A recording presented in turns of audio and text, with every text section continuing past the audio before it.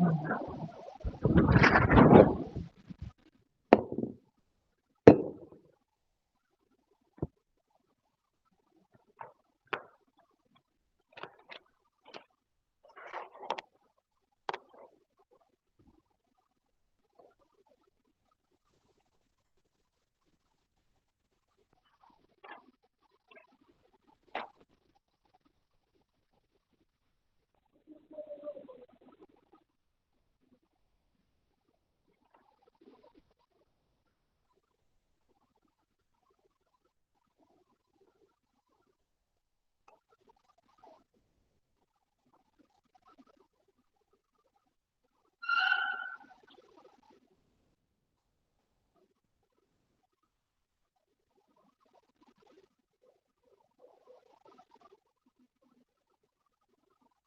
I audible to you? Is the board clear?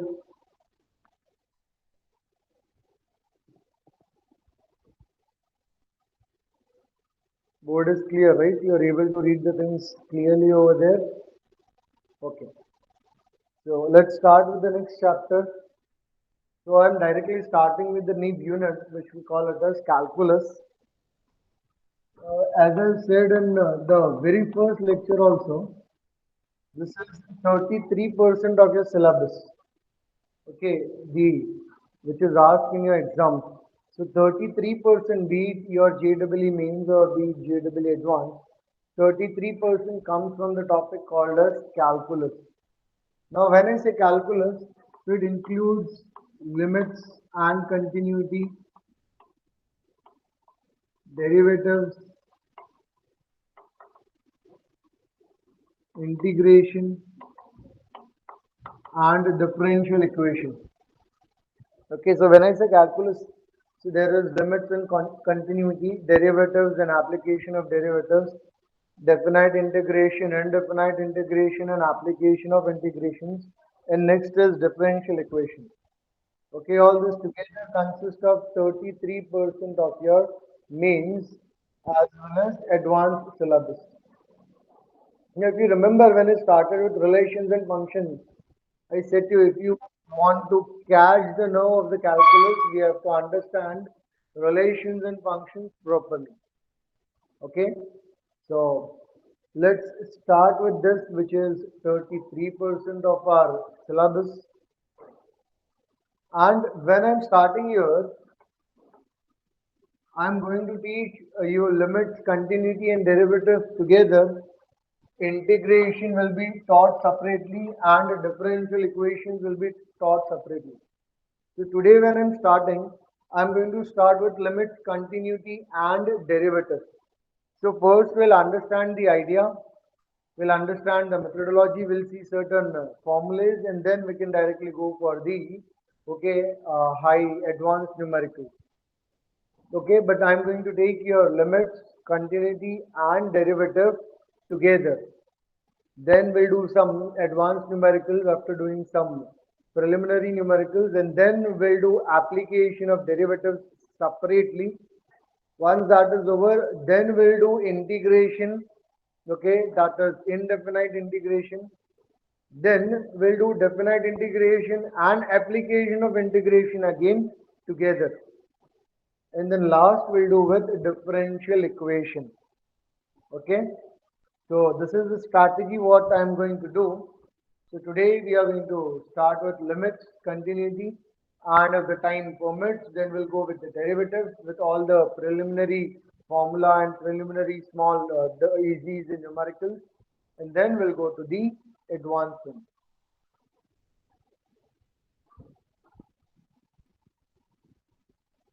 So now this calculus means to calculate, okay, and historically, this is an important one because historically the name was infinitesimal.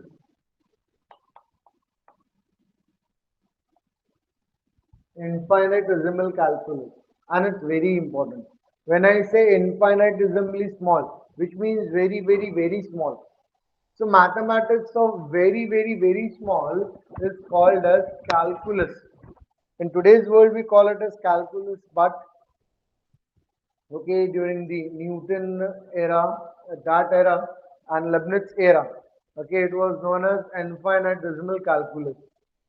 Okay, though it has originated from India, but as per the Westerners, this concept of calculus was given by Newton and Leibniz together.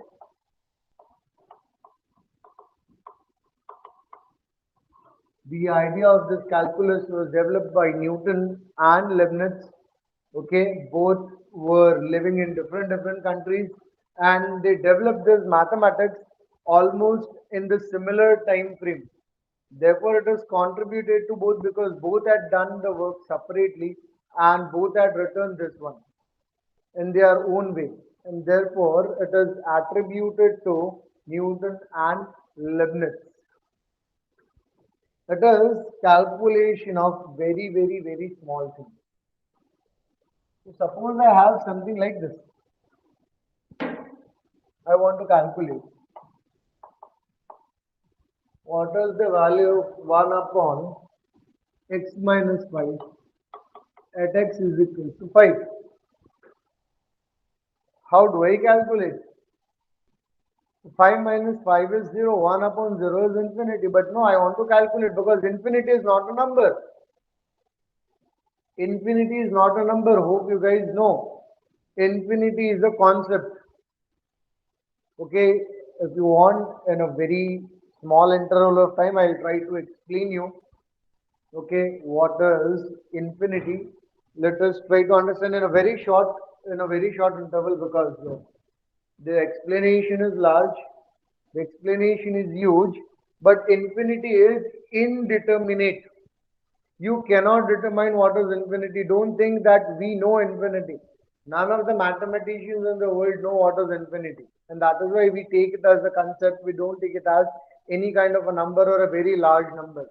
Okay, that is the misconception. Why am I saying like this is, can anyone tell me how much is this 15 divided by 3? And if it is 5, then why it is 5? Okay, what do you mean by division? Division is nothing but a type of subtraction till I get 0. So if I do 5 minus 3 minus 5 minus 3, 12, 12 minus 3, 9, 9 minus 3, 6, 6 minus 3, 3, 3 minus 3, 0. So how many times I was able to subtract? 5 times I was able to subtract. And that is why I will say that 15 divided by 3 is 5. That is the reason why 15 divided by 3 is 5. If I say 15 divided by 5 is how much? Then I will employ the same method. 15 minus 5 is 10, 10 minus 5 is 5, 5 minus 5 is 0. How many times I was able to subtract? 3 times, and therefore 15 divided by 5, okay, is 3. So on the similar logic, if I write 15 upon 0, what does it mean? This is not logic, this is actual definition of what is a division. Okay, but we were not taught, I guess, like this. So minus 0, minus 0, minus 0, 15 minus 0 is 0, is 0. How many times will I be able to subtract 0 from 15? Infinite times. And therefore, I can say that 15 divided by 0 is infinity. But I can do the same thing over here also. 1 divided by 0. It will be 1 minus 0 minus 0 minus 0 minus 0. How many times I will be able to subtract? Infinite times. Hence, this is also infinity. So if LHS, if RHS, then LHS should be equal. So I can say 15 upon 0 is equal to 1 upon 0. It means 0, 0 is same, gets cancelled out. It gives me 15 is equal to 1. Is this possible mathematically? Is this possible mathematically? 15 is equal to 1. It will change the entire mathematics. You know, sir, 15 is not equal to 1. And therefore, we say that infinity is not defined. Why? Because it is not following my algebraic rules. Okay, let me give you one more example. If I write like this, minus 1 upon 0, then it will give me minus 1, minus 0, minus 0, minus 0, minus 0. How many times? Again, infinite times. Therefore, I'll say that the answer is infinity, minus 1 upon 0. But let me go with one more different approach. If I'm doing minus 1 upon 0.01, I'll get minus 100. Minus 1 upon 0.001, so I'll get minus 1000. 1, 2, 3, 10,000. Minus 1 upon 0.00001, so I'll get minus 1, 2, 3, 1, 2, 3, 4. So if I keep on doing it, if I keep on reducing this, somewhere I'll reach to this. But I'm getting minus minus, I'm reaching to minus infinity now. So this is giving me infinity, this is giving me minus infinity now. So this is what happens, this is what the problem is when we start. Okay, I'll not go further, but there are many different ways by which I can say that infinity, okay, is not definite, changes my algebra completely. Therefore, infinity minus infinity will not be equals to 0. Remember that infinity plus infinity will not be equals to 2 infinity. Infinity, okay, into infinity will not be equals to infinity square. It will remain infinity only. Infinity minus infinity is also infinity. Infinity plus infinity is also infinity. Infinity into infinity is also infinity only. It will not be infinity square. Why? Because it does not obey the laws of algebra which we have established, or some mathematical rules which we have established, on which the entire mathematics is dependent. Okay, hence, never in your life say that infinity is a number, or never associate that infinity with something which is countless. If that is the case, then why would have given the name infinity? Would have named it as countless only. Remember, it is always not defined.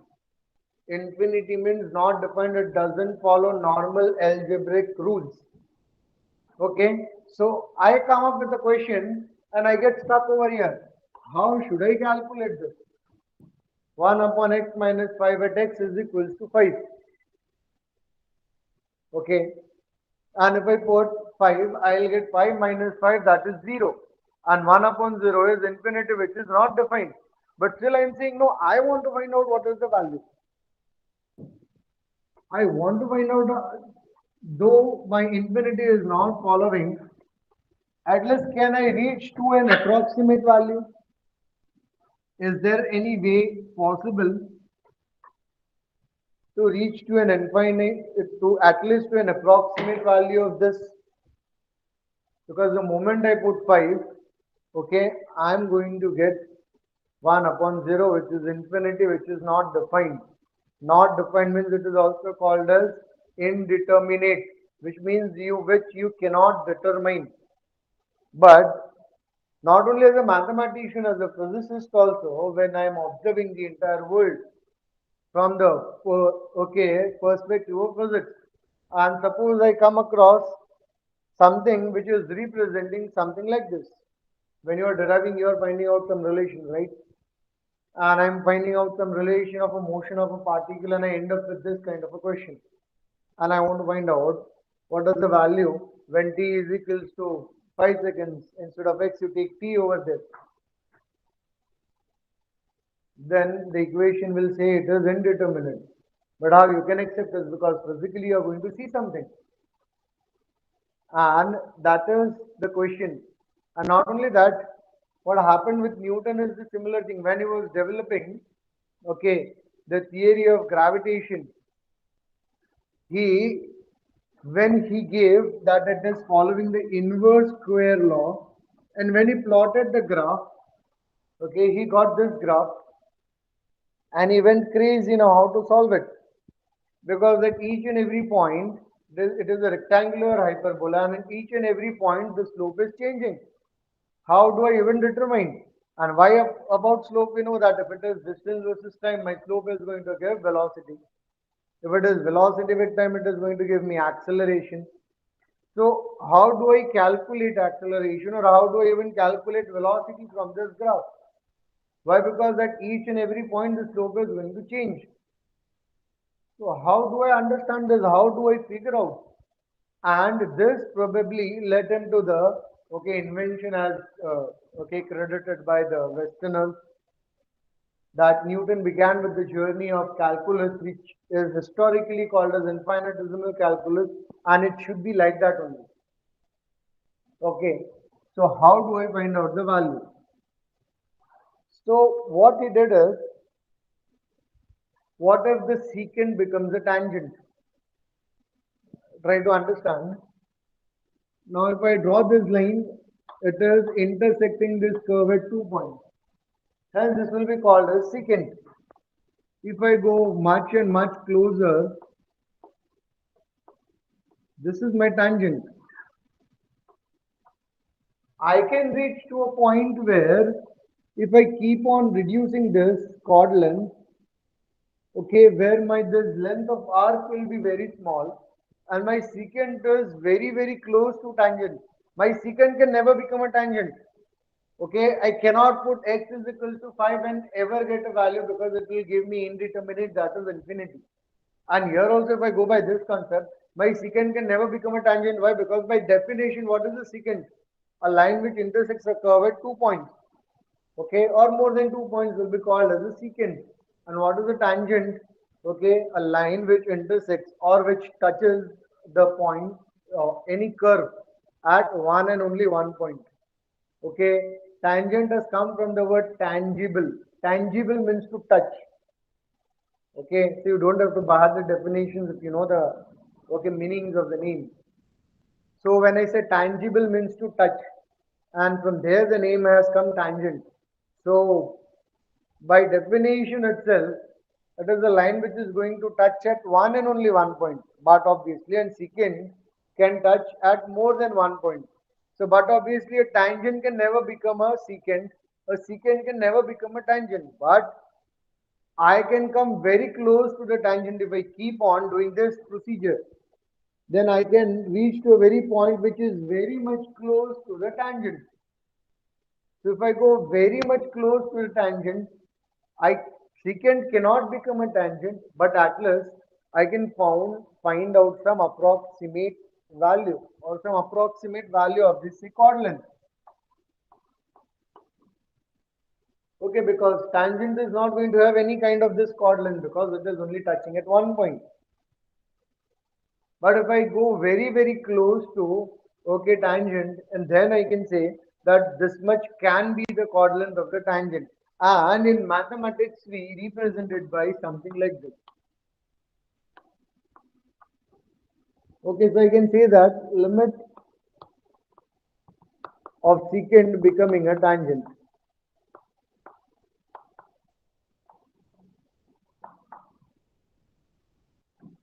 So this will be called as the limiting value. This is the closest possible I can reach to a tangent. After this, I cannot reach to the tangent, because my secant will become a tangent after this point. So at which point, I am very much closest to the tangent, and yet I am a secant.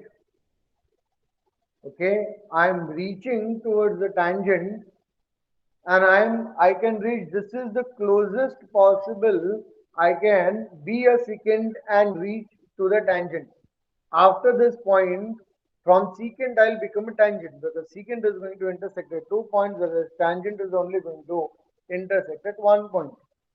So that value will be called as the limiting value of that secant, and this is what we call it as limits. This is what we call it as limits. This value, this limiting value, is called as limit of any function. So in similar lines, I can never find out the value at x is equals to 5, because it is going to give me an indeterminate value, because it will become 1 upon 0, which gives me infinity. But I can reach as much as close possible to this value, and I can say that this can be my limiting value. and that limiting value will be called as limit of this very function. Okay, let us try to understand. So on the number line, this is I have here 5, here there will be 4, and here there will be 6. So there are two ways I can reach to 5 starting from 4, and I can reach towards 5. Similarly, starting from 6, I can reach towards 5. Okay, I can reach. So this will be called as left hand side limit, and this will be called as right hand side limit. Okay, so I can write 4.999999 as approximately equals to 5. Similarly, I can also say 6.00001 is also, sorry, 5.00001 is also approximately equals to 5. But yes, it is not equals to 5. And if I put, I am going to get some value. Yes or no? If I do 5 minus 4.99999, I'll get 0.00001, which is not 0, but tending towards 0. Yes or no? So this is what I mean when I write this symbol, this arrow, it means tends to. My secant is tending to become a tangent, it will not become a tangent, but it will tend to become a tangent. Okay, so if I write here in the form of the limits, then I can write limit of x tends to 5, 1 upon x minus 5. It is tending towards 5, but it will never become 5. So when it is tending towards 5, what will be my value? Okay, so I can do something like this. And I can put that value over here. If I put 5.0000001 minus 5, so that will give me 0.0000001. So it is going to give me some value. Yes or no? Now it is not 5, so it is not going to give me 0, but it is approximately 5. So whatever answer I get, I can say this is the approximate value. So indirectly I can say that the entire maths of calculus is kind of, it gives us approximate values, not exact values, but it gives approximate values. Why I'm saying, because when we go to derivatives, the definition of derivatives is on the basis of limits, and my integration is antiderivative, means inverse of derivative. Okay, in relations and functions we have found out inverse function, and matrices also we have found out inverse of matrices, which is cancelling the matrix. So log and antilog cancels out each other. So my antilog, is my antiderivative, that is exponential, is therefore called as antilog. Similarly, integration will be also be called as antiderivative. So finally, if derivative definition depends on limit, so but obviously the definition of integration also depends on the limit. Okay, so if limit is going to give you approximate answer, so but obviously your derivative, integration, all are going to give me approximate answers. But these are very, very good approximations. Why? Because of this word. Because I'll try to reach as near as to that particular thing. And that is why we show by these symbols. You see, there are these different symbols. Capital delta X means finite change. Okay, this means finite change. When I write small delta X, it means small change. And when I write dx, it means very, very small change. So when I write dx, it means very, very, very small change. See, since it is very, very, very small, it is called as infinitesimally small. So when I take a change which is very infinitesimally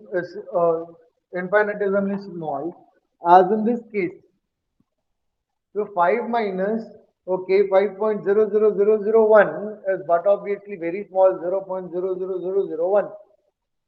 Hence the change, okay, is very small. So such small changes will be called as infinitesimal small changes. Okay. And in this entire calculus, will always deal with such small infinitesimal small changes. And hence it was historically also called as infinitesimal calculus.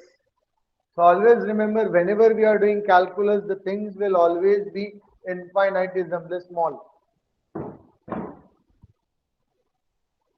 Hence, in the physics, we call it as elemental length, elemental current, or elemental so and so. So, whenever you hear the word elemental, it always means very, very small, infinitesimally small.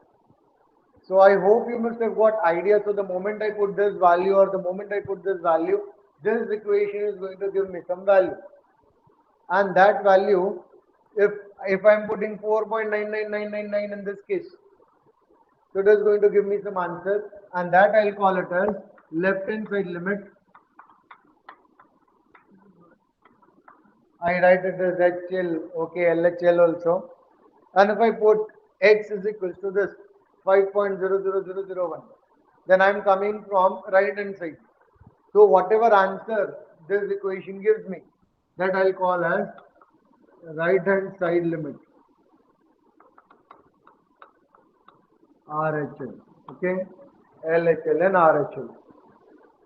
So if this LHL and RHL is same, this LHL is denoted by, in this case, it will be denoted by limit, 5, limit x tends to 5 minus, and limit of x tends to 5 plus. So when I write 5 minus or 5 plus, it has nothing to do with the signs. Remember that. It doesn't mean that I have to put minus 5. It doesn't mean that I have to put plus 5. No. This minus 5 only indicates that I am coming from left to right. And when I am writing plus, it means I am coming from right to left. Because towards the right, the number is greater than 5. And towards the left, the number is smaller than 5. So how do I understand that I am coming from smaller number to the greater number, or I am coming from greater number to the smaller number?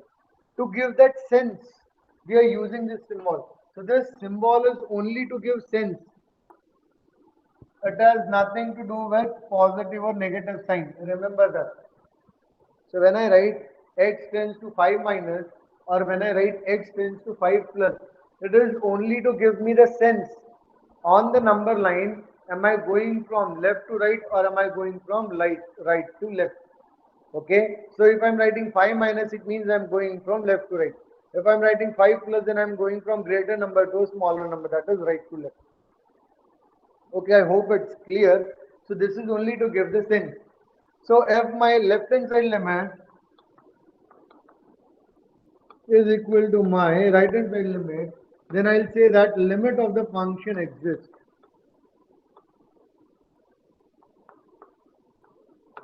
And I'll get a determinate value. If this is not same, then I cannot say that this is the approximate value of this function, or this is the limiting value. So whatever is the limiting value will be called as limits, okay, and the value will exist, or it is determinate when this is the case. So I hope I was able to explain you what is this infinitesimal calculus, what is basically limit. So in the entire chapter we are going to deal with this only, and we'll always get the terms which will look indeterminate to us, and that is the only our work to find out the values of that which may look determinate to us. So this will always be shown by something like this.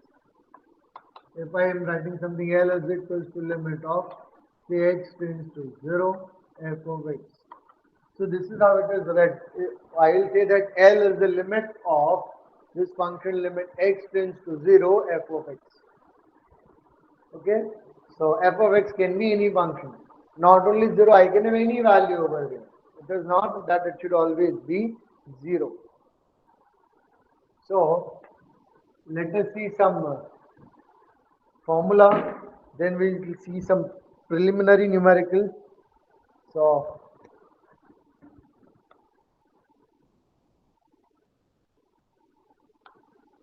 without this we cannot do numericals in limits. Limit of x tends to 0, sine of x upon x is equals to limit of x tends to 0, tan of x upon x is equals to 1. Remember this formula. When I put here 0, suppose I will get sine of 0 upon 0. Sine of 0 is 0, then we'll say 0 upon 0, it is indeterminate. But these are some formulas, okay, ready-made formulas for us. Okay, this people had already find out the limiting values of this. Okay, Leibniz and Newton have already found out the limiting value of this, and as per them, the limiting value of this is going to be 1. So we will write it as 1. Now why 1? For especially for sine, because maximum value in sine can be between 0 to 1. Okay, we will not go into the derivation part, but you will have to remember this formula, and this is when limit as x tends to 0. This is also important to remember. Next, limit of x tends to 0, a raised to x minus 1 upon x. You will have to remember all this formulae.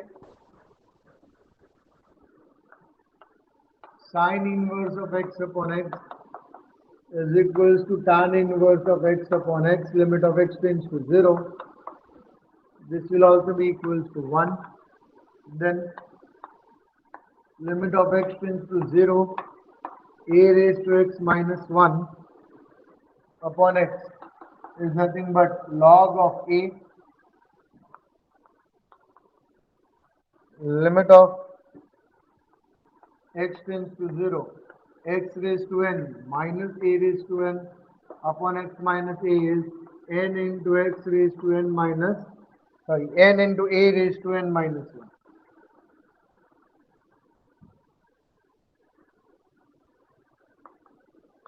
Then fifth, limit of x tends to 0, 1 plus x raised to 1 by x plus, which is also equals to limit of x tends to 0, 1 plus 1 by x raised to x, okay, is e raised to 1. Then next formula, limit of x tends to 0, log of 1 plus x upon x is 1. And seventh one, limit of x tends to 0, e raised to x minus 1 upon x is equals to 1. This formula can also be applied when I write limit of x tends to infinity. Okay, exactly same thing. Here, if it is limit of x tends to infinity, here also if it is limit of x tends to infinity, then also this is going to give me the same result, that is e raised to 1. These are some formulas which we should know, okay, before starting to solve the numerical. Okay, so please take a screenshot of all those formulae so that we can formally start with some preliminary numericals and then we can move to some higher level numericals. Okay, take the screenshot of this.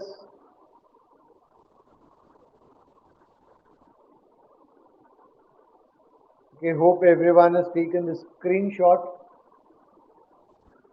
Here this is ln stands for natural logarithm. There is a purposefully I have written ln.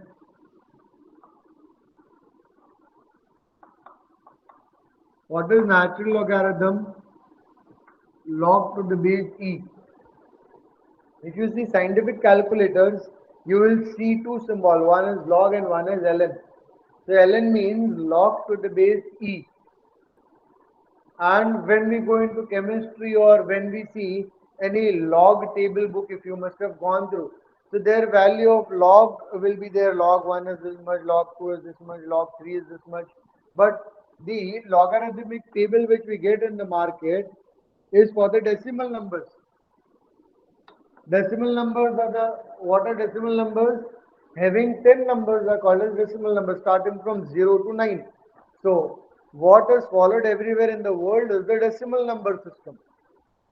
Okay, that is 0 starting from 0 to 9. And these are total 10 numbers. Hence, it is called as decimal. We have octal system also, we have binary system also, we have hexadecimal system also. But what is prevalent in the entire world is the decimal system. Hence, in any tables, any logarithm table, if you go, you will find out the values of log, and those are always for the log to the base 10. But what we do in mathematics is always log to the base e and not log to the base 10. Therefore, whatever formulas are there in limits, and then we'll study in derivatives, and then we'll study in integration, will always be for natural logarithms only. That is log to the base e and not for this. If it is something like this, then we will have to apply the principle. Suppose if it is log x to the base 10, then we know we can write it as log of x to the base e upon log of 10 to the base e. So we can convert log of any base to the natural logarithm always. Okay. So remember one thing, whatever formula we will develop or we have in the calculus is only for natural logarithm, and to not get confused, and that is why I have written it as ln. Okay. I hope the things are clear to you by now. Let's start with some numericals.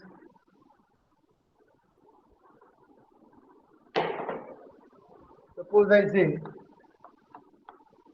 limit of x tends to 1, x square plus 3x plus 2. So it directly means you have to substitute the limit. Unless and until you are getting 0 in the denominator, you don't have to worry. We can directly substitute the value. So when I substitute the limit, I'll get 1 square plus 3 into 1 plus 2. That will give me 1 plus 3, that is 4, 4 plus 2, that is 6. But if I have something like this, limit of x tends to 1, x square plus 3x plus 2 upon x minus 1.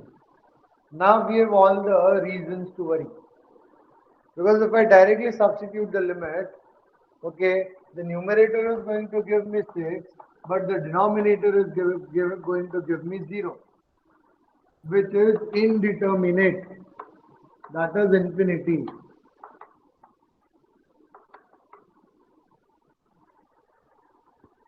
So throughout our chapter, that is limits, okay, not derivatives, the entire chapter, that is limits, okay, we are going to get this type of, okay, numericals only, where either the denominator is 0 or both numerator and denominator is 0, or the numerator is infinity which is not defined, okay, or numerator and denominator both are, okay, infinity again which is not defined. So the entire chapter is going to be about such things only. We are always going to get numericals which are going to be indeterminate, and then we'll use the formulae what I've written. We'll try to convert everything in that particular terms, or we'll do some kind of simplification or factorization or rationalization or some other algebraic techniques, and we'll try to find out an approximate value of that. Okay, so the entire chapter is going to have this kind of numericals only. It can have, the moment you put the limit, you can get 0 upon 0, or you can get something upon 0, or you can get infinity upon infinity, or you can get 0 upon infinity, or you can get infinity upon 0. or you can get 0 raised to infinity, or you can get infinity raised to infinity. All these are indeterminate forms, and mathematics of this indeterminate forms. So when I say indeterminate forms, which means cannot be determined, but we can find out some approximate value using this method called as limits. We can find out a limiting value after which it will become indeterminate.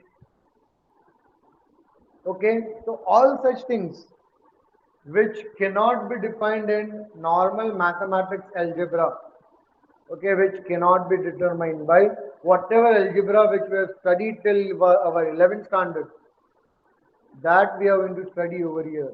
Okay, the mathematics of which could not be defined, but which could, but where we can find out some kind of approximate values.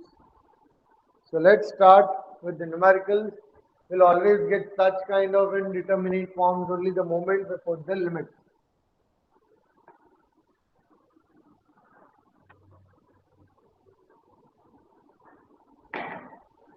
So let's see some numericals.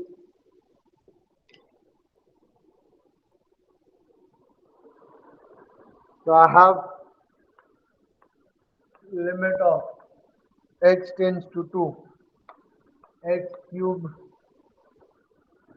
minus 4x square plus 4x upon x square minus 4. So now if I substitute the limit, then what I'll get is 2 cube minus 4 into 2 square plus 4 into 2 divided by 2 square minus 4. So I'll get 8 minus 2 square, that is 4, 4 into 4, that is 16 plus 8 upon 2 square, that is 4 minus 4. So 8 plus 8 is 16, 16 minus 16 is 0, 4 minus 4 is 0. So what did I get? 0 upon 0. If there was 0 only in numerator, then there was no problem, because 0 upon anything is 0. So we wouldn't have mattered. It wouldn't have mattered to us, right? But we are getting 0 in denominator, which will lead us to indeterminate form. So now how do we solve it? We try to just simplify it, and we just try to remove this. Because the moment I'm putting the limit, I'm going to get 4 minus 4 is 0.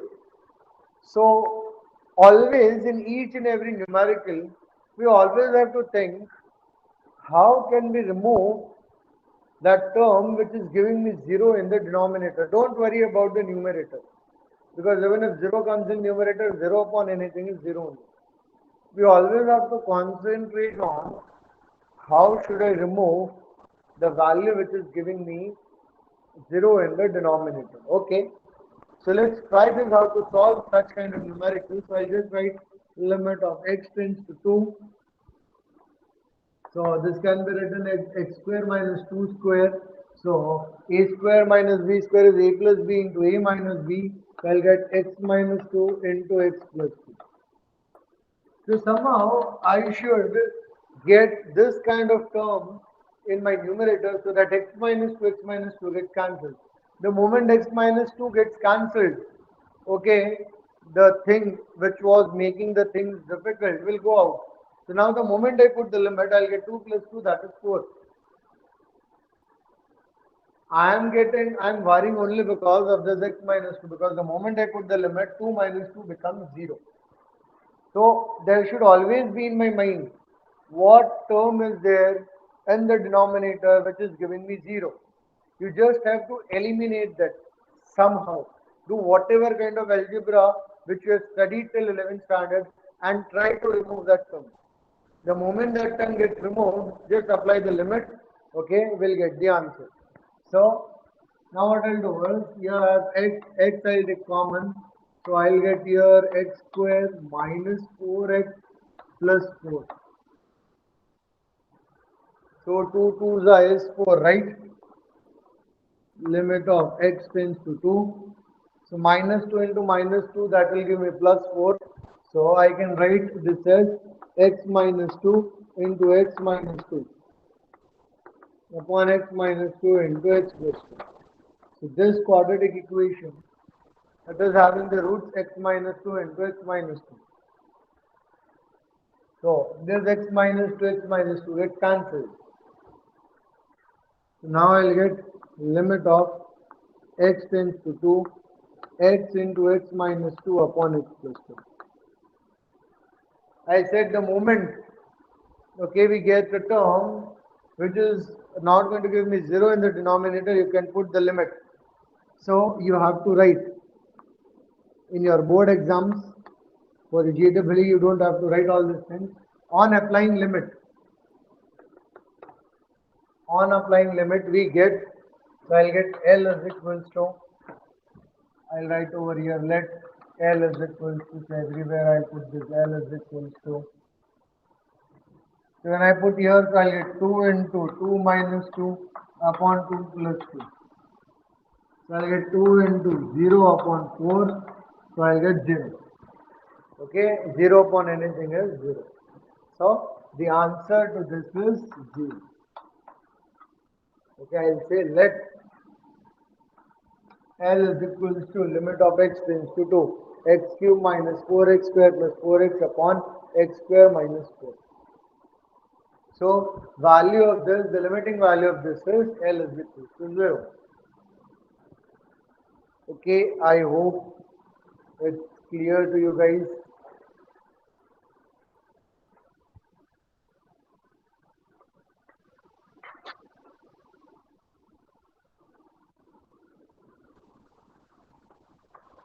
If you're not understanding at any point, okay, then you can unmute yourself and ask me or reply it into the chat box. So now I'm going to do the opposite of this, same numerical, but this time I'm writing it in the opposite manner. Limit of x tends to 2. This x square minus 4 I'm taking up, and the entire equation which was x cube minus 4x square plus 4x I'm taking over here. And now I'm trying to solve if I'm able to do anything. The same numerical, but this time numerator I've written in denominator and denominator I've written in numerator. So by same logic I can get x plus 2 into x minus 2, and here I can take x common and I can get x minus 2 into x minus 2, x minus 2 get cancelled. I get L is equals to limit of x tends to 0, sorry, x tends to 2, limit of x tends to 2, x plus 2 upon x into x minus 2. Now I cannot further, okay, you can try if you can do it further. Even if you try some rationalization, you are going to end up with the same thing. Even if you try to rationalize, you are going to end up with this only, limit of x tends to 2, x plus 2 the whole square upon x into x square minus square, that is 4. A plus b into a minus b. So whatever you do, you are going to get 0 in my denominator. So I'll say that this is indeterminate. Or I can say that the limit does not exist.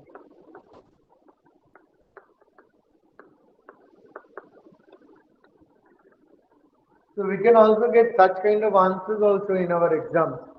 It's not that we should always get some value. It may also happen that by doing any kind of simplification, we are not able to simplify it, and we are always getting whatever algebraic techniques we are using.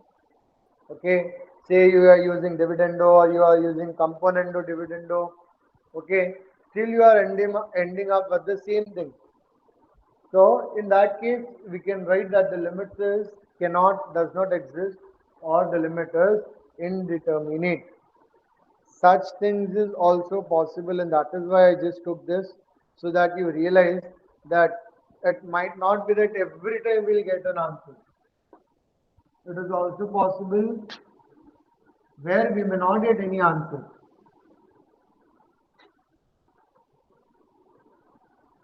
So let's start solving. So whatever explanation part was done, so we'll start solving different types of numericals.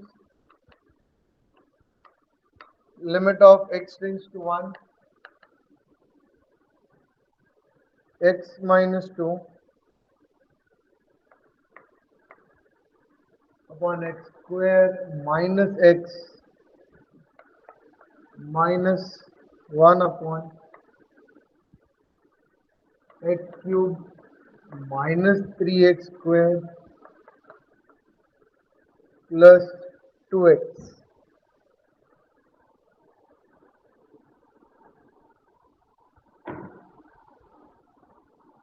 Okay, so now if I substitute the limit, let me say let L is equals to this. So the moment I substitute 1 over here, so I'll get 1 square minus 1, that is 0 in the denominator. Here also if I substitute 1, I'll get 1 cube minus 3 into 1, so that is 1 minus 3, that is minus 2, plus 2 into 1, that is plus 2. So again minus 2 plus 2, that is going to give me 0. So here also I am going to get 1 upon 0, which means I will have to solve. I will have to do something and I will have to solve. So let us see. Let L is equals to limit of x tends to 1, x minus 2. So here from here I will take x common, so this will become x minus 1. And if from here also if I take x common, I will get x square minus 3x plus 2. So I can write L is equals to limit of x tends to 1, x minus 2 upon x into x minus 1 minus 1 upon x into 2 into 1. Okay, so minus 2 into minus 1. So this can be written as x minus 2 into x minus 1. These are the factors of this particular quadratic equation. Somehow I have to just eliminate this term. Then I will be safe. I am unsafe only of this because the moment I put x is equals to 1, 1 minus 1 is 0. Here also and here also. Okay, so let's first try to take LCM and then we'll do, then we can see if we are able to cut it or not. So here I have x into x minus 1 and here I have x into x minus 1 into x minus 2. So here I will have to multiply by x minus 2. So I will get L is equals to limit of x tends to 1, x minus 2 the whole square minus 1 the whole upon x into x minus 1 into x minus 2. So I'll get limit of x tends to 1. So when I solve it, I'll get x square minus 2 into 2, so that is 4. Minus 4x plus 2 square, that is 4 minus 1. This 1. So that is x into x minus 1 into x minus 2. Therefore, I get L is equals to limit of x tends to 1. 4 minus 1, that will give me 3. So x square minus 4x plus 3 upon x into x minus 1 into x minus 2. Still x minus 1 is not gone. Till we are not able to cancel out, we'll have to keep on doing the simplification. So 3 ones is 3. So minus 3 into minus 1. So I can write L is equals to limit of x tends to 1, x minus 3 into x minus 1 upon x into x minus 1 into x minus 2. So this x minus 1 gets cancelled. Now I am on the safer side. Now there is no way by which I am going to get 0 in the denominator. So once I am sure that I am not going to go 0 in the denominator, I can just substitute the limit. So you have to write on applying the limit, and then you will this will become 1 minus 3 upon 1 into 1 minus 2. So 1 minus 3 will be minus 2, 1 into 1 minus 2 will be minus 1. So I'll get 2. Okay. So the answer to this question, what is the limit of x minus 2 upon x square minus x minus 1 upon x cube minus 3x square plus 2x? What is the value of the limit? So we get that the value of that limit is 2. Everyone has understood? Please take the screenshot.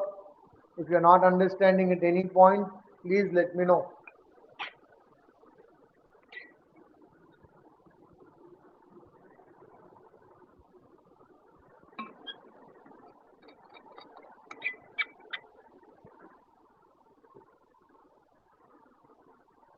If you were not able to solve any numerical which was asked in your test, okay, you can WhatsApp me because we are there in the group, right? Excel's perfect group. I'm there in that group with you all. So if anything which you have not understood or which you were not able to solve, okay, or if you have reported that question in the app, basically I don't see everything in the app. So if you must have reported any questions, I must have not gone through. So if you must have felt that this answer is wrong or the question is incorrect which is asked in the test, or the question which was asked in the test we were not able to solve, okay, you guys can always, when you are doing the test from next time, you can just take this screenshot of that question and you can put it in our Excel's perfect group. You can say that this question is not right, or the options are wrong, or we are not able to,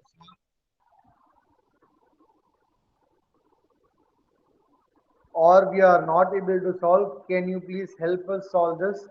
Okay, so don't leave any test numerical which is asked. Okay, either those are previous year questions, or either those are important and may come for the next exam.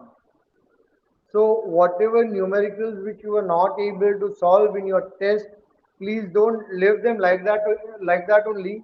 You have to ask me in the next lecture. Okay, sir, that this is the question which we were not able to solve. From next time, please remember that. Whenever you are giving a test, you have any problems with the question, you just report it to me in our WhatsApp group. Okay, I hope it's clear.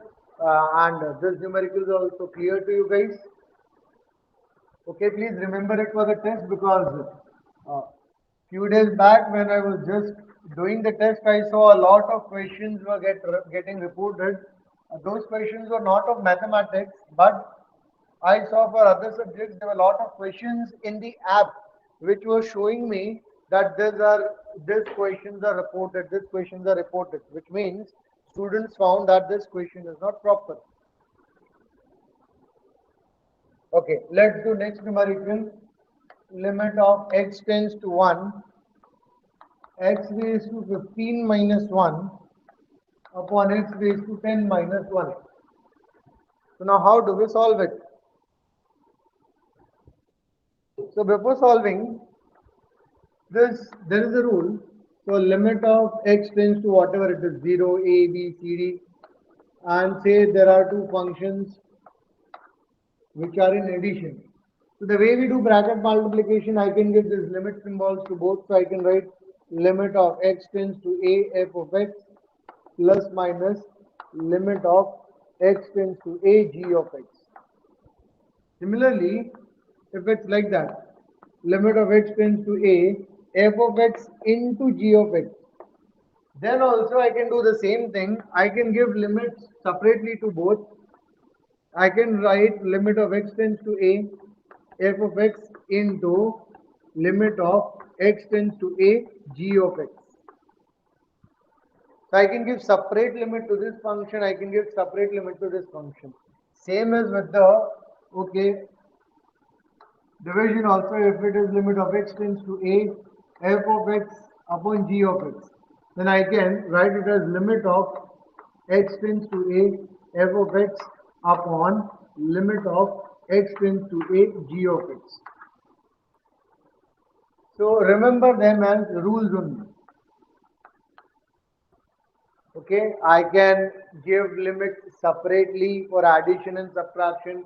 I can give the limit separately when two functions are in multiplication. Similarly, I can give the limits separately when the two functions are in division also.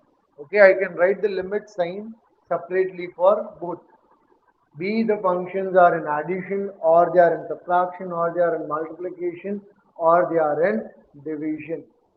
In all the cases, I can give the limits separately. So the same thing I can do over here also.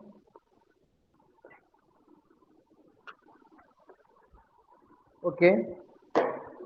So I can write, let L is equals to limit of x tends to 1, x raised to 15 minus 1 upon limit of x tends to 1, x raised to 10 minus 1. So what I have done is I have given separate limits to both. So now we directly cannot solve. The moment I put 1 raised to 15 is 1 only. So 1 minus 1 is 0. Similarly, when I substitute limit down, then also 1 raised to 10 is 1 only. So again I will get 1 minus 1 is 0, which is 0 upon 0. So somehow I have to get rid of this. But we have also written the formulas. It's not always that we have to do some algebraic simplifications only. Like in the previous two numericals, what I did is I went for some algebraic simplification. But here we have directly we have the formula. What is the formula? The formula is limit of x tends to 0 or limit of x tends to a, x raised to n minus a raised to n upon x minus a is n into a raised to n minus 1 is n into a raised to n minus 1. But to apply this formula, I should have this term. Ma, So that is what I do. Yes, what happened? Ma, Please turn off your mute your mic. So I should have this term in the denominator, that is x minus a. So in this case, my a is 1. So I should have x minus 1. So I can just do that. I can write limit of x tends to 1, x raised to 15 minus 1 raised to 15 is 1 only upon x minus 1. Limit of x tends to 1, x raised to 10 minus 1 upon x minus 1. So I am multiplying and dividing the numerator and denominator by x minus 1. So that is allowed in mathematics. I am not bringing from air. Okay, I am dividing the numerator with also x minus 1 and denominator also with x minus 1. So the moment I do this, I am getting into this type of formula, which can be written as n into a raised to n minus 1. So therefore, it can be written as n. That is how much? 15 in this case. Into a. A is how much in this case? 1. Raised to n minus 1. So that is 15 minus 1. Here also n is 10 into a. A is 1. Raised to n minus 1. So that is 10 minus 1. So this becomes 15 into 1 raised to 14 upon 10 into 1 raised to 9. So 1 raised to anything is 1 only, and 1 into any number is same number. So I'll get 15 upon 10. So 5 3s are, 5 2s are, so I'll get limit as 3 upon 2. Okay, therefore answer for this, limit of x raised to 15 minus 1 upon x raised to 10 minus 1. Okay, is nothing but how much? 3 by 2. Okay, please take the screenshot of this. Okay, just a minute, I'll just come.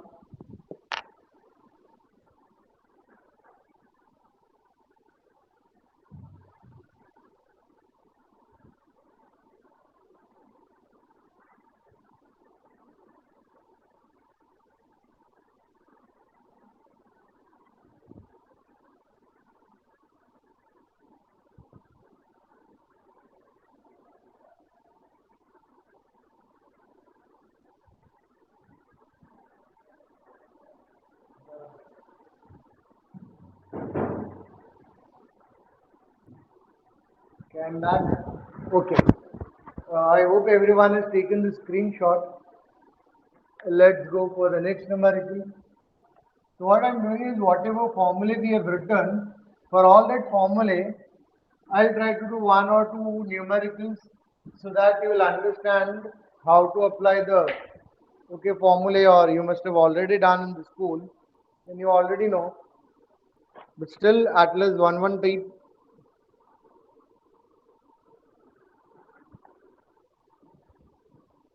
So let's see one more. Limit of x tends to 0, root of x plus 1 minus 1 upon x. So the moment I put limit, the moment I put limit, I'll get 0 plus 1, that is 1, root 1 is 1, 1 minus 1, that is going to give me 0. And here also the moment I put limit, I get x is equal to 0, so it will again become 0 upon 0. So even if I put over there plus 1 minus 1, still I am going to get 0 in the denominator. Okay. So now I will have to simplify this. So now even if I try to do factorization over here, or say rationalization, but denominator is already in that group, I still not able to remove that. So what I can do is, I can do one simple thing. Let me put y is equals to x plus 1. So here I will get, instead of x plus 1, I will write y. But here I have x, so I will also have to find out the value of x so that I can substitute. So from here I will get x is equals to y minus 1. Now I am changing everything in y, therefore this also should become in y. Therefore, as x tends to 0, so I will put 0 over here, so I will get y is equal to 0 plus 1, so that is 1. So I will say that my y tends to 1. So as x tends to 0, my y will tends to 1. So this numerical will now become L is equals to limit of y tends to 1. When my x is tending to 0, I am getting the value of y as 1. So I will write y tends to 1 when my x tends to 0. So I have written here y tends to 1, and here I will write root y minus 1 upon, instead of x I can write y minus 1. So which can be written as limit of y tends to 1, root y can be written as y raised to 1 by 2.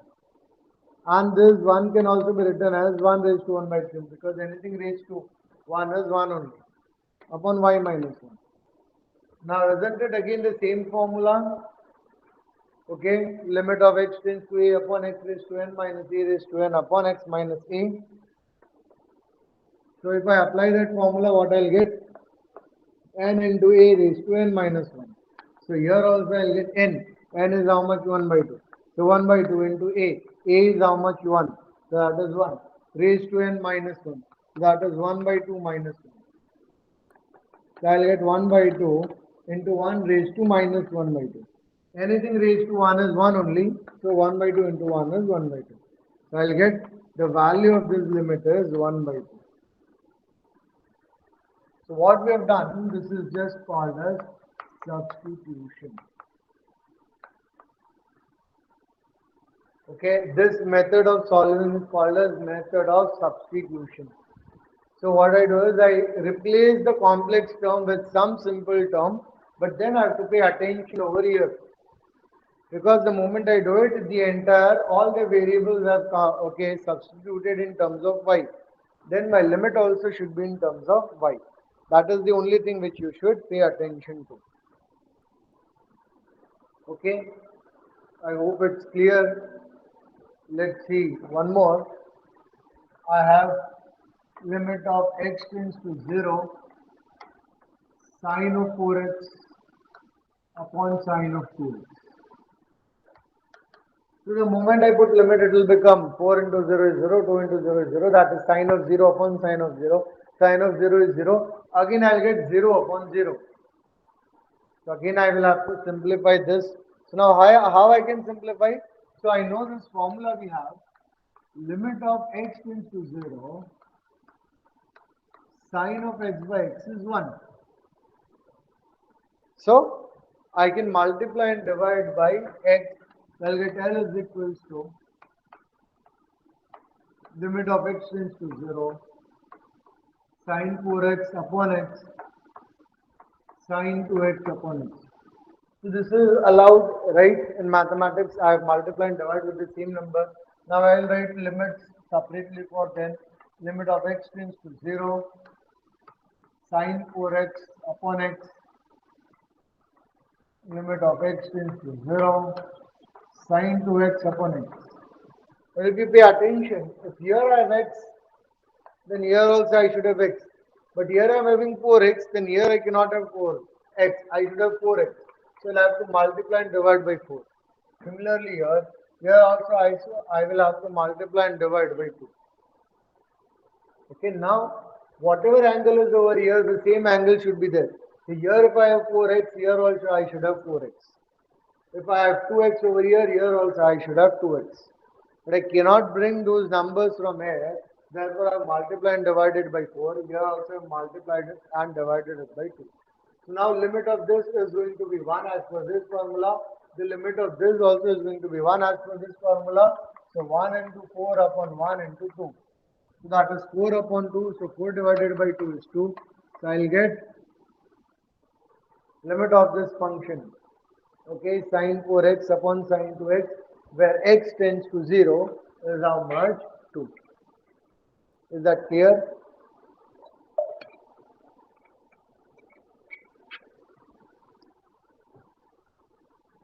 Okay, take the screenshot fast. Okay, let's do next numerical.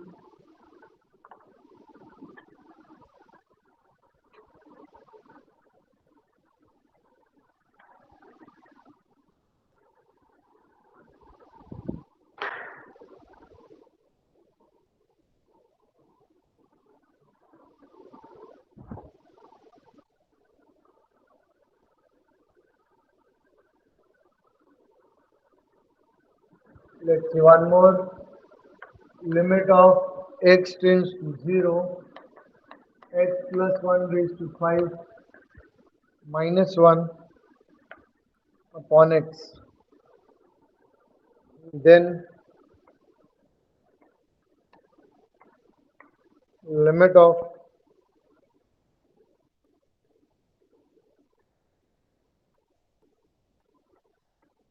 x tends to 3, x raised to 4 minus 81 upon 2x square minus 6x plus x 6x square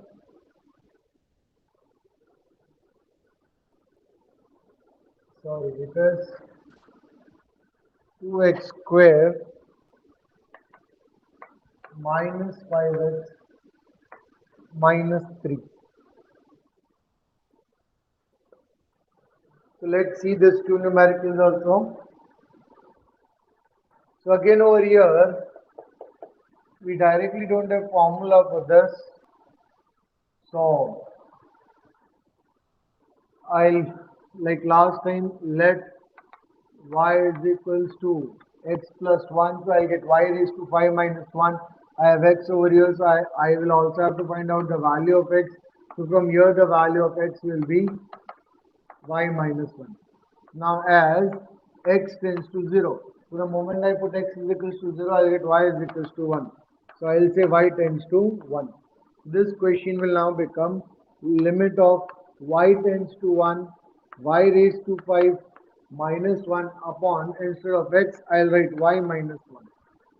So which can also be written as limit of y tends to 1, y raised to 5 minus 1 raised to 5 upon y minus 1.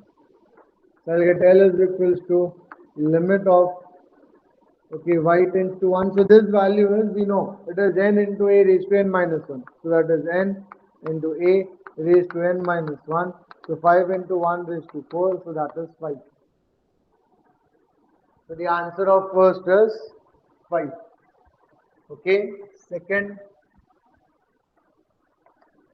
limit of x tends to 3, x raised to 4 minus 81 means 3 cube 3 raised to 4 upon this can be written as 3 2s are 6. So 6 1s are. So 2x square minus 6x plus x minus 3. So I'll get limit of x tends to 3, x raised to 4 minus 3 raised to 4 upon, here I am taking 2x common, so x minus 3 and here plus 1 into x minus 3. So I get L is equals to limit of x tends to 3, x raised to 4 minus 3 raised to 4 upon 2x plus 1 into x minus 3. See, there is a reason why I did not do like the last numerical. In the last numerical, if you remember, okay, I could have multiplied upon x minus 3 upon x minus 3. Okay, now I can do by that method. Okay, till that, this was there, the moment I substitute 3, it is going to give me 0. So somehow now I have to remove that x minus 3. So first I should become sure, if I multiply and divide by x minus 3, will this get cancelled? Okay, so that is what I am going to do. Now I can do this. I will write limit separately, limit of x tends to 3, x raised to 4 minus 3 raised to 4 upon x minus 3, and here also limit of x tends to 3 to x plus 1 upon x minus 3 divided by x minus 3. What I have done is I have multiplied numerator and denominator by x minus 3. In this case, x minus 3 gets cancelled, and this becomes the formula. Limit of x tends to a, okay, x raised to n minus a raised to n upon x minus a is n into a raised to n minus 1. So this will become L is equals to n, that is 4, a, that is 3, raised to n minus 1, that is 4 minus 1. And here, if I substitute limit, I'll get 2 into 3 plus 1. So here I'll get 4 into 3 raised to 3, and here below I'll get 3 into 2, that is 6, 6 plus 1, that is 7. Okay, so this is the value of my limit. So that will be nothing but 4 into 3 square, 4 into 27 divided by 7. So this is my answer of this given limit. Okay, clear?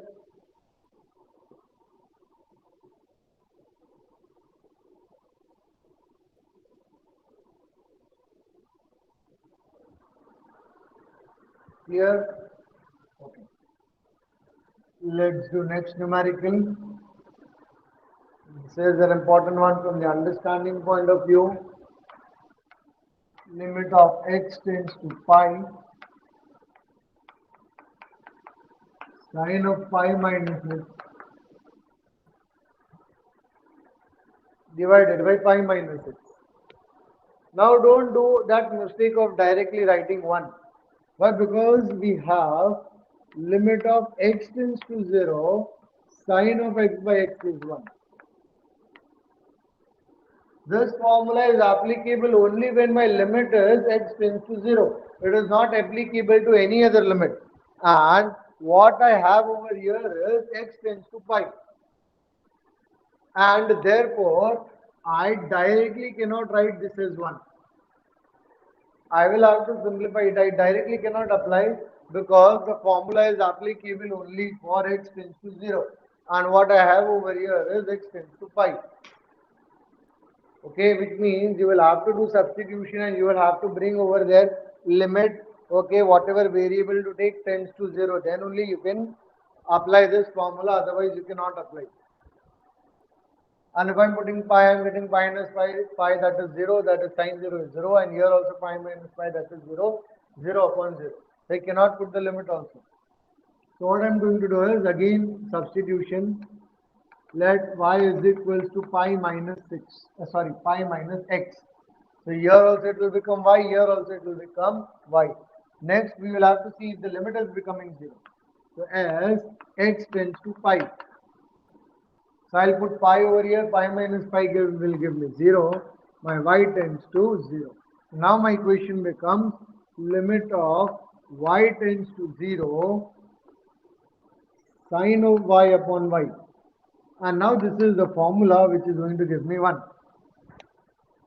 Now for JW you can directly write answer as 1, there is no problem. But when you solve for your boards, okay, you cannot directly write this as 1, you will have to do this substitution and then you will have to show, okay, that I was able to successfully convert in this term having a limit 0 over here, because the formula is only applicable for this. Okay, I hope it's clear to you.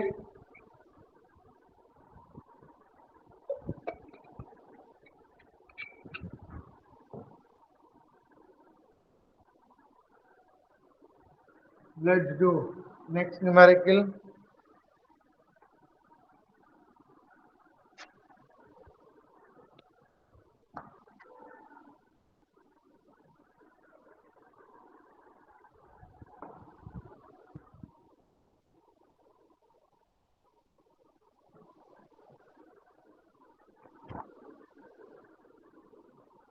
Let's see next.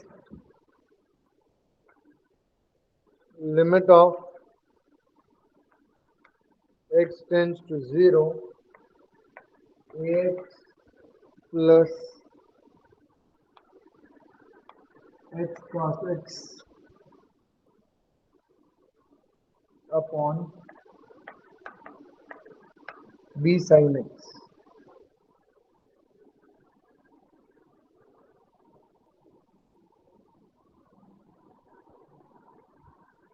Now the moment I put 0, I'll get a into 0, that is 0. 0 into cos, so 0 into anything is again 0. 0 plus 0 is 0.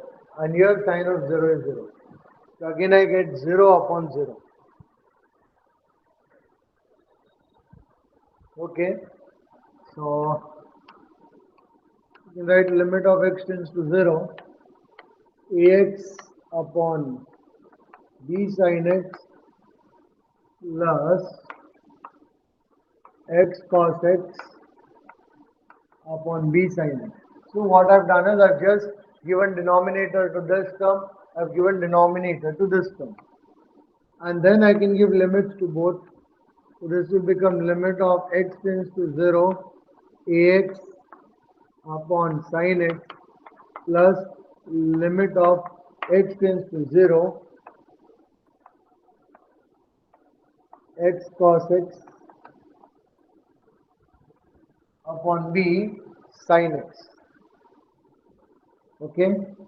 Now these are my constants. Sorry, here also I have b. Constant will always come outside limits, derivatives, integration, summation symbol, okay, Laplace transforms which you will study in your engineering, inverse Laplace transforms, Z transforms. So remember this thing.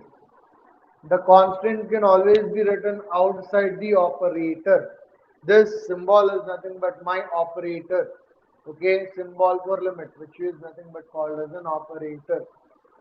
So constants can always be written outside the operator, and hence I can write a by b outside, and this will become limit of x tends to 0, x upon sin x. Similarly, here also I can write 1 by b outside. This will become limit of x tends to 0, x cos x by sin x is nothing but cot x. Now sin x by x or x upon sin x is going to give me 1. So the limit of this is going to be 1. So a by b into 1 plus 1 by b. Here I directly cannot put limit. So what I can do is I can write cot as 1 by 10. So x, cot x can be written as 1 by tan x. Okay, so I have written cot x is 1 by tan x. So this is also become x upon tan x. So x upon tan x or tan x upon x is going to give me 1. Okay, So this is also going to give me 1. So this will become a by b plus 1 by b into 1. So that is going to give me a by b plus 1 by b. So that is nothing but a plus 1 upon b. So this is the answer to my limit. Okay, so I had to find out the limit of ax plus x cos x upon b sin x, which is again nothing but in the indeterminate form, 0 by 0. But by applying, okay, the math of calculus, I am getting the value of this limit, which was an indeterminate form as a plus 1 upon b. Again, which is an approximate value, you have to remember at the back of your mind. When my x is tending to 0, my answer is tending to 1 plus a upon b. Okay.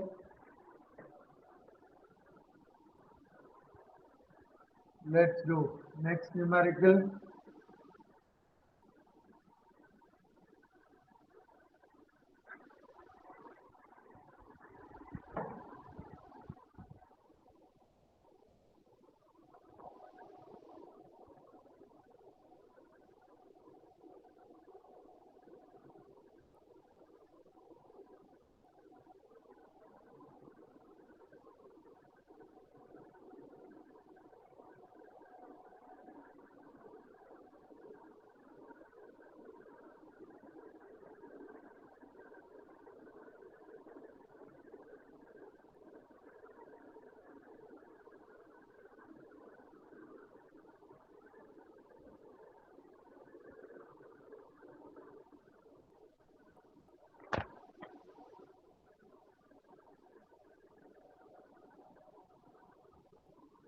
So you guys can try this. Limit of x tends to 0 sin ax plus bx upon ax plus sin bx. Try this and let me know what you are getting. So we have done enough of numericals to at least try this one. Okay, try this and let me know what you are getting. Everyone have to try this numerical by your own. I'll solve it. Okay, before that you try and give me the answer in chat box.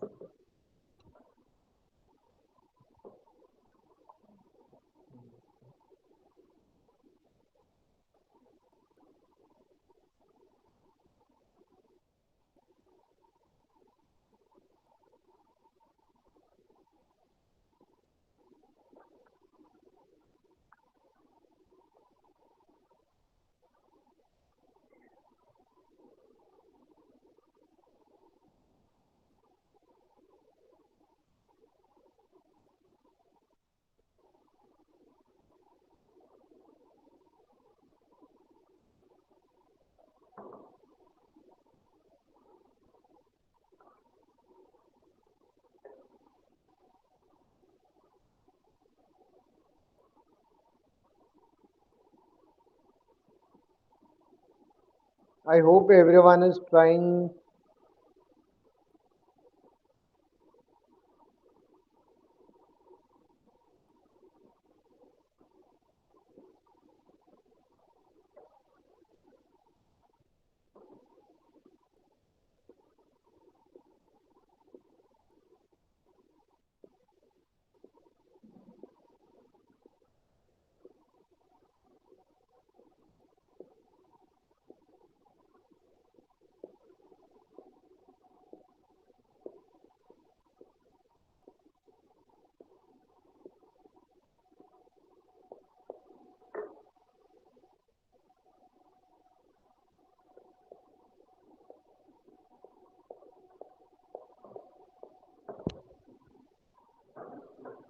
Hope everyone has tried.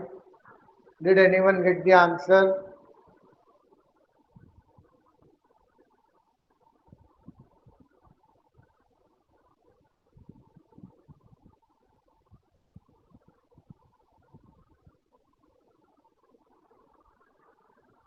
Okay, if we directly try to simplify this, will not be able to simplify anything. Because here I have sin x, here I have sin bx, nothing can be taken common or anything. Then in that case, if it is limit, we have this formula which we know. Sin of x upon x is going to give me answer 1. So somehow I should have, if I have ax, I should have ax below this, and if it is bx, I should have bx upon this. So now what I'll do is, I will divide numerator and denominator by abx because I need here ax and I need here bx. Therefore, ax plus sin bx upon abx. Now I can separate the limits. So I can write limit of x tends to 0, and here I can write it as sin of ax upon abx plus bx upon abx upon limit of x tends to 0, ax upon abx plus sin of bx upon abx, which can be written as limit of x tends to 0, sin of ax upon abx plus, here bx and bx get cancelled, so I'll get 1 upon a, limit of x tends to 0, 1 upon a.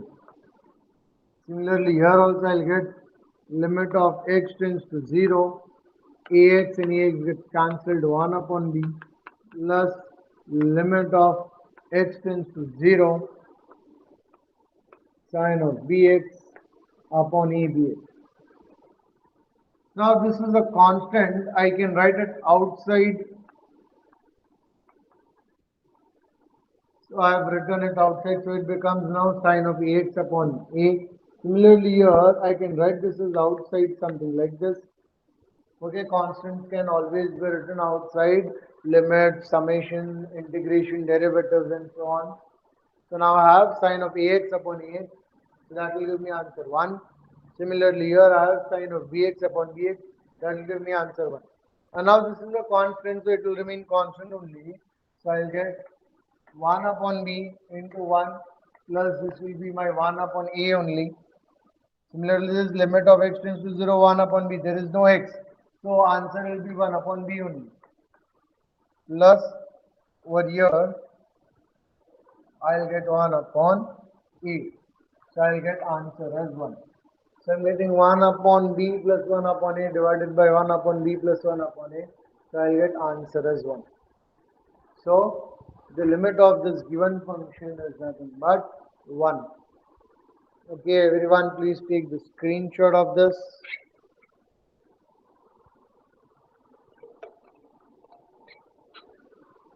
Let's see, next numerical, limit of x tends to 0, x into sec x. If you see, the moment I put limit, x is 0 and sec of 0 is infinity. Or it is 1, what it is? Sec of 0 is 1. So what will be the answer? You don't have to worry, you can directly put it as, the sec of 0 is nothing but sec is 1 upon cos, cos of 0 is 1, 1 upon 1 is 1. So 0 into 1 is going to give me 0. You don't have to apply any head or at all. You can directly give the answer as 0 because you are not getting infinity. But suppose if I would have written cosec of 0, then I am writing limit of x tends to 0, x into cosec of 0, x into cosec of x. So now moment I put 0, 0 into cosec of 0 is infinity. 0 into infinity, not defined. What I can do, I can just write like this, limit of x tends to 0, x into cosec of x is nothing but 1 upon sin x. So now the same question has become the limit of x tends to 0, x upon sin x, which is nothing but 1. So now my answer is 1. Okay. I hope it's clear.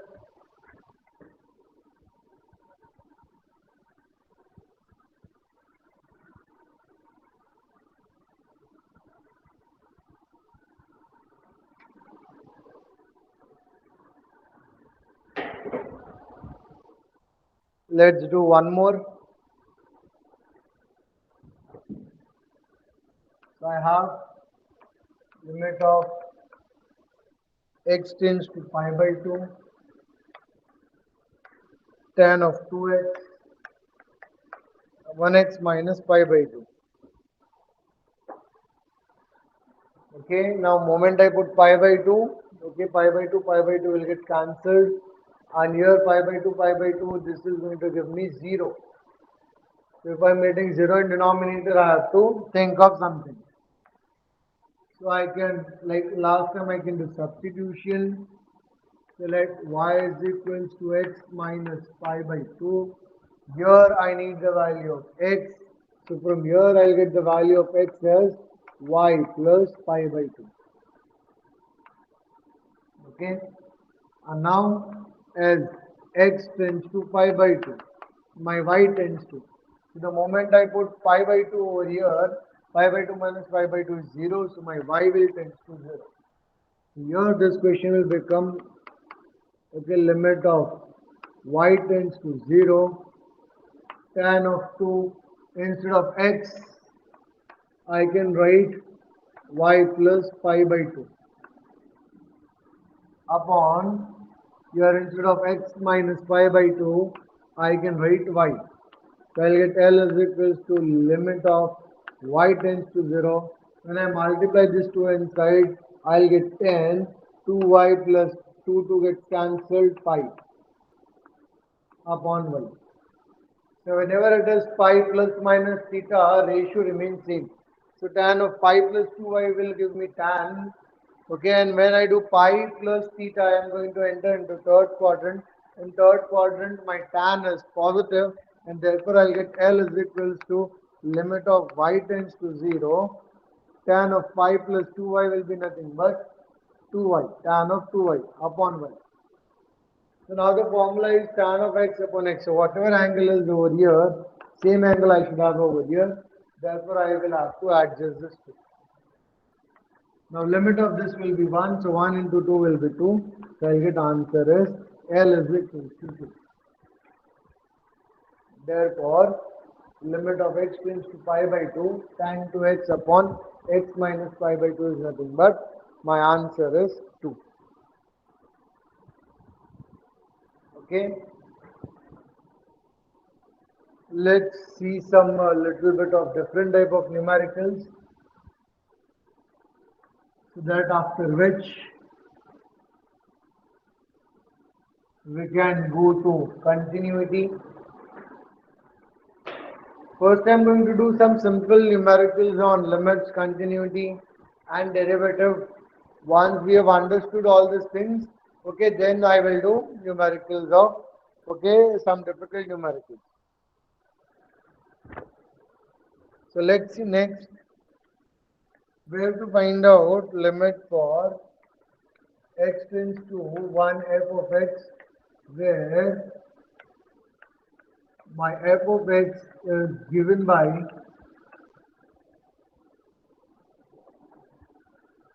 x square plus 1 for x less than or equals to 1 and minus x square minus 1 for x greater than 1.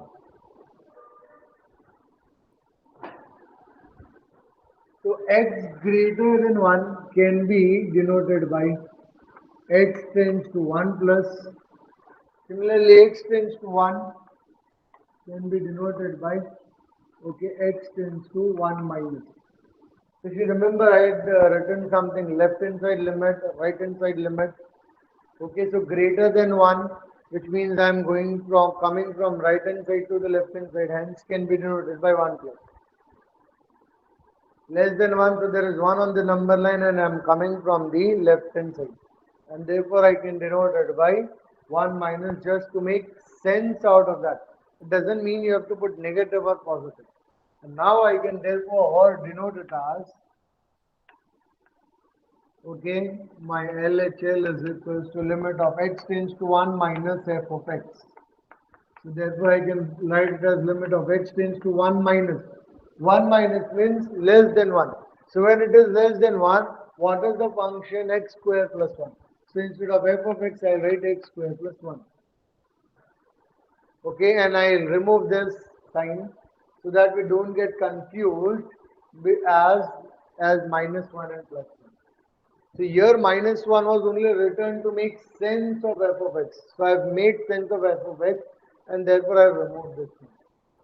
So now when I put the limit, I will get 1 square plus 1, so that is 2.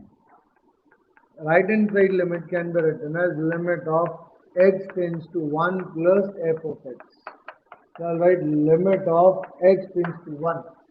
When I write 1 plus f of x means x greater than 1. When x is greater than 1, my f of x is this, minus x square minus 1. When I substitute the limit, I will get minus 1 square minus 1. So I get minus 1, which is minus 2. So I see the values of both are not same. So I will write my LHL is not equal to RHL. Okay, I will write that LHL is not equal to RHL. Therefore, limit of the function limit x tends to 1 f of x does not exist. At any other value it may exist, but at x is equals to 1 it does not exist. Why? Because the value of LHL is different and the value of RHL is different. Okay, I hope it's clear to you. Now let us see next similar kind of question. Please take the screenshot of this.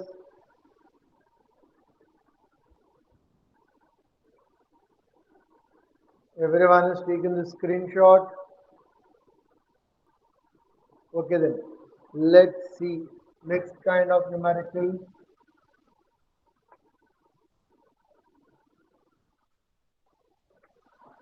We have to find out the limit at x tends to 0 when my function is given by like this, mod of x upon x and 0. Here when my x is not equal to 0 and here when x is equal to 0. So when x is equal to 0, we know the value of the function. Okay, and the value of the function is nothing but 0. But when it is not equal to 0, it can be given as mod x upon x. So now this, when x is not equal to 0, my f of x can be written as, now when we remove from mod, I will get plus minus x upon x. So therefore I can write it as my f of x can be written as minus x upon x and my f of x can be written as plus x upon x. In this case, my f of x will be minus 1 and in this case, my f of x will be plus 1. Okay. So he told us to find out the value and we have got the value. Whenever my x is not equal to 0, either my limit will be minus 1 or my limiting value will be plus 1, and therefore we can say that limit does not exist. Okay, like in the last case, because my left hand side limit is not equal to my right hand side limit.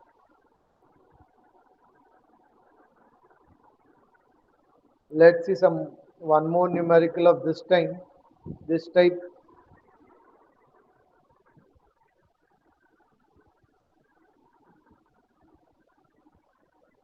For mods, you have to be very careful.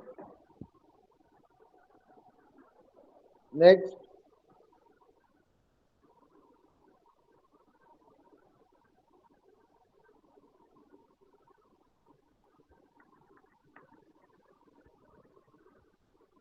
f of x is equals to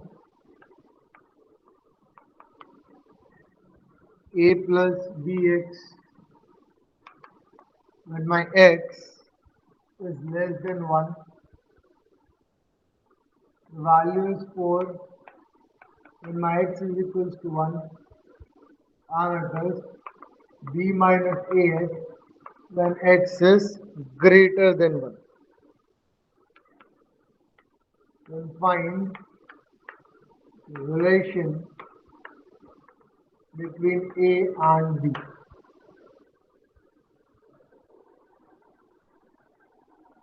I will have to find out the relation between a and b.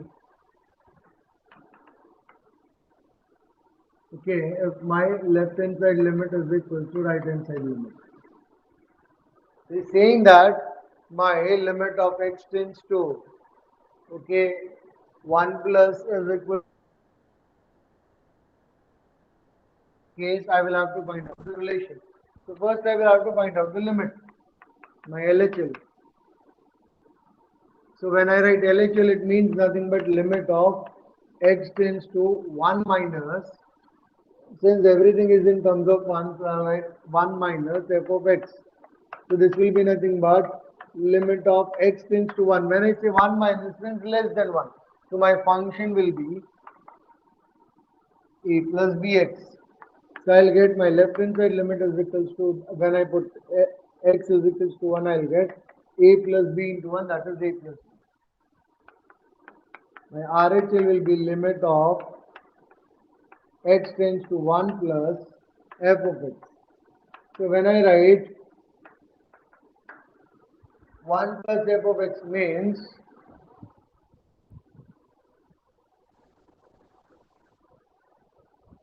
are you guys able to hear me clearly?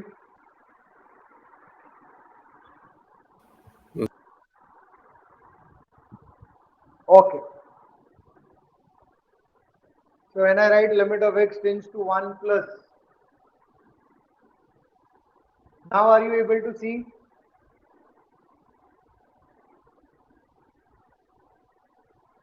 Now are you able to see?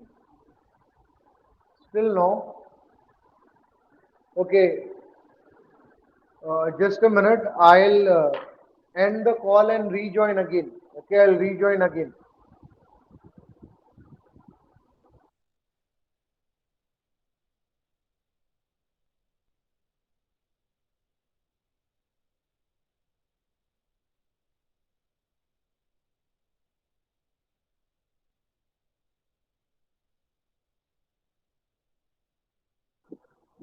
Now are you able to see the board?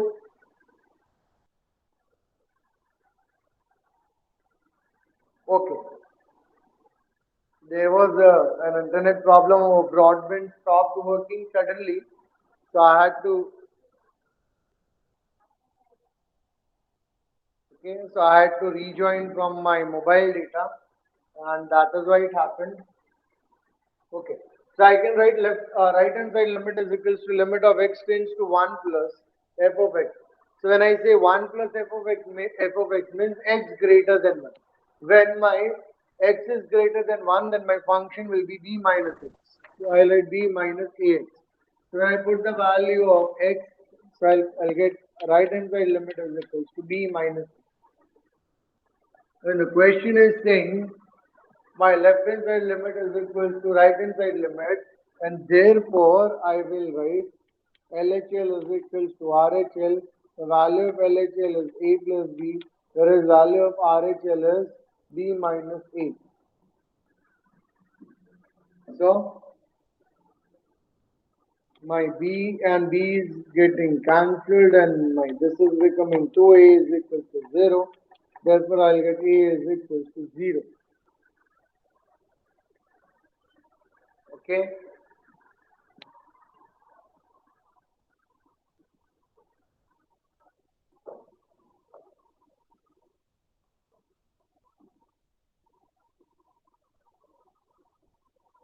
Now we have seen something like this LHL and RHL, and hence we'll go for something called as continuity. So what is continuity? So mathematically, when my limit of x tends to a plus f of x is equals to my limit of x tends to a minus f of x, then if the limit of x tends to a plus f of x is equals to limit of x tends to a minus f of x, f of x is said to be continuous. There is one more definition mathematically, or when my limit of x tends to a, f of x is equals to f of a. So in today's lecture, throughout we have found out limit of x tends to something f of x. And in most of the numericals, when I used to put f of a, when I just used to put the value, I used to get 0 upon 0. But suppose I have certain functions where my value of limit and just merely substituting the value gives me the same value. In that case, these are two different definitions. Then my f of x is said to be continuous. This is mathematical definition. Okay, what do I mean by continuous or continuity in some other sense? I always said there will always be two types of solutions. So if this is, okay, analytically, graphically, what do I mean? The graphical definition is very easy. If there is a function f of x, and if I am drawing its graph, and for drawing a graph, I don't have to lift my pen at all. If I am drawing the graph of this function, and I don't have to lift the point, I don't have to lift my pen at any point. Okay? I don't have to lift my pencil or pen or chalk or marker at all. Then I'll say that the function is continuous. Very simple definition. But if I have to draw the graph, and if I have to lift here, then I have to lift. From here I have to lift. From here again I have to lift. If I am drawing the graph, I have drawn, then I have to lift at this point and again start plotting. Again I have to lift and again I have to start plotting. Again I have to lift my pen, again I have to start plotting. Then I will say that it is discontinuous at that point. The point at which I have to lift my pen or I have to lift my marker or chalk. So those points will be called as points of discontinuity.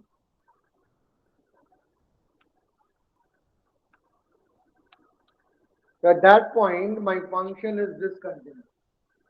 It's very simple from graphical point of view. If I am drawing the graph of that function, and if I don't have to lift the pen at all, then throughout it is continuous. But suppose I have to lift the pen again and again. So the function is discontinuous. Where it is discontinuous, where I have to lift the pen.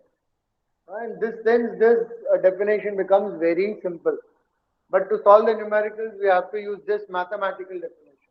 My left hand side limit should be equal to my right hand side limit. If and only if my left hand side limit is equal to right hand side limit, or the limit of the function is equals to the value of the function at that point, then the function is said to be continuous. So this is mathematically What does it even imply physically, and why do I require it physically, and why am I talking about physically? Because the mathematics of calculus was only discovered to solve physical problems. It was not anything, it was no mathematical rule. Only when Leibniz and Newton, when they were working on the problem, Leibniz was working on a different problem and Newton was working on the problem of the gravity. They came through a point where they were not able to find out, or no available mathematics was able to determine those values. Okay, that was the time when both of them, okay, tried to apply and they invented new mathematics. So many times, okay, mathematics, because of mathematics, some physical or things of the physics will be discovered, and many times, due to physics, some new mathematics will be discovered. Okay, due to physics, some new mathematics will be discovered. So there is one mathematics called as tensor analysis. So the moment we go about three dimension, there was no mathematics. And Einstein gave a new dimension called as time. Now we didn't have any mathematics for greater than 4 dimensions. So if Einstein wants to use mathematics to prove some relations, okay, then how he will be able to do it? So again he has to discover some new kind of mathematics, okay, which will help him in 4 dimensions, because before that only the mathematics of 3 dimension was there. So the tensor analysis came.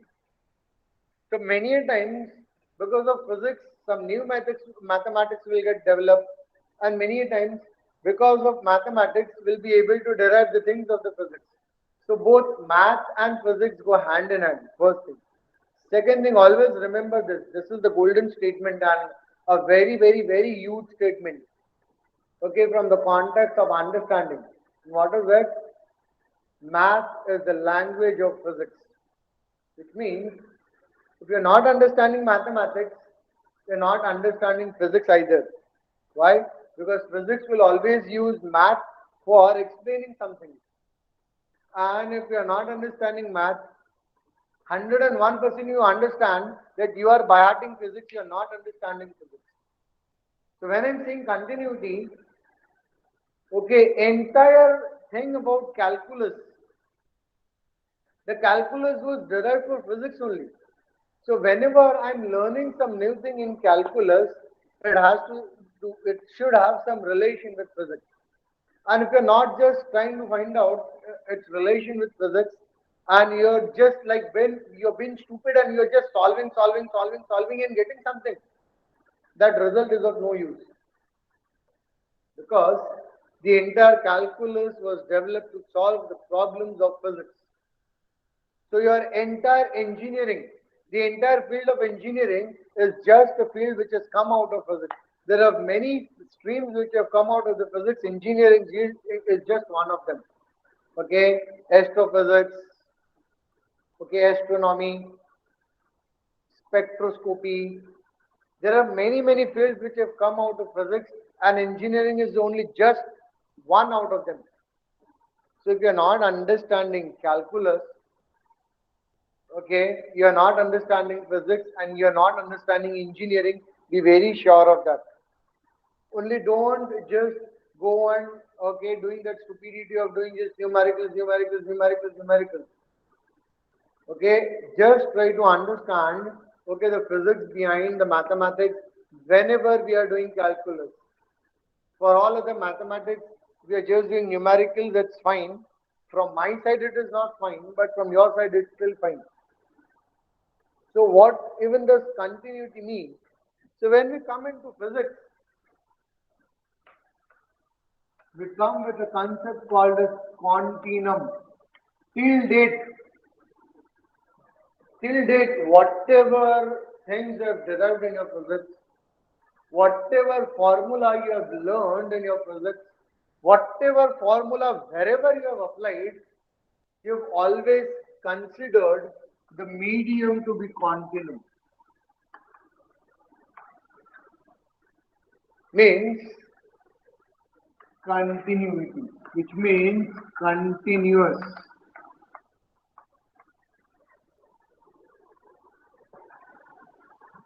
But the moment your medium is not continuous, which means your medium is not a continuum, you cannot apply derivatives, integration, limits.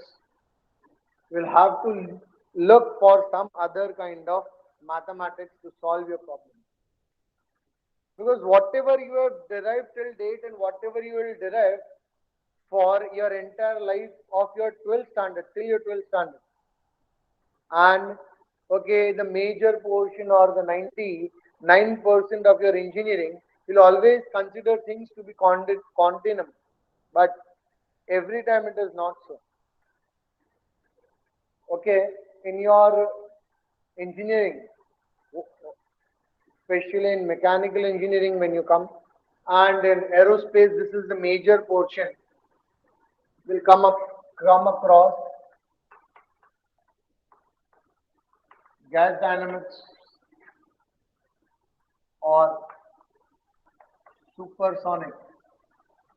For aerospace, this is a very major portion. When we go above the speed of the sound, or when we are talking about hypersonic, or that is the time when the continuum is not satisfied. So how do I understand in the context of the physics that the continuum is not satisfied? When mean free path, you must have studied in your physics and thermodynamics. Mean free path is the distance traveled by the gas molecules between two successive collisions. We know that the gas molecules will always be in random motion, and when they are in random motion, they will always collide with each other. So the distance traveled between the two collisions is called as mean free path. And if the wavelength is greater than the mean free path, or the distance between the two particles is greater than the mean free path, then the things are considered to be discontinuous. Then the mathematics, the language which you are using to solve your physical problems cannot be applied. So you cannot apply derivative, integration, you cannot apply limits. So you cannot apply to your physical problems, and you cannot find out problems. A lot of derivations you must have done.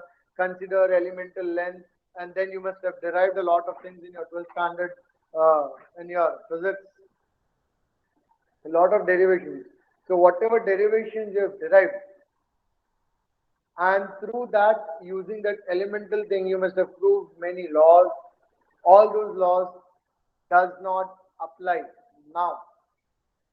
When the distance between the two particles in the medium is greater than the mean free path. Now, you cannot apply the classical mechanics, you will have to apply the statistical mechanics. The mathematics will be completely statistical. Say, for example, quantum mechanics. You will have to find out kinetic energy or velocity or acceleration or whatever you are finding out and the given context of each and every particle separately. And then you will apply statistics. That is mean, median, mode, probability. All these things comes under statistics. I hope you have understood what is continuity from the mathematical purpose, perspective also, and from physical purpose, perspective also. That's all from my side. You just remember this definition So next time when we have the lecture, we'll directly start from this. And all the numericals will be like prove that the function is continuous, prove that the function is continuous, prove that the function is continuous. So we'll use either of this definition, either this or either this. Okay? Have a nice day ahead.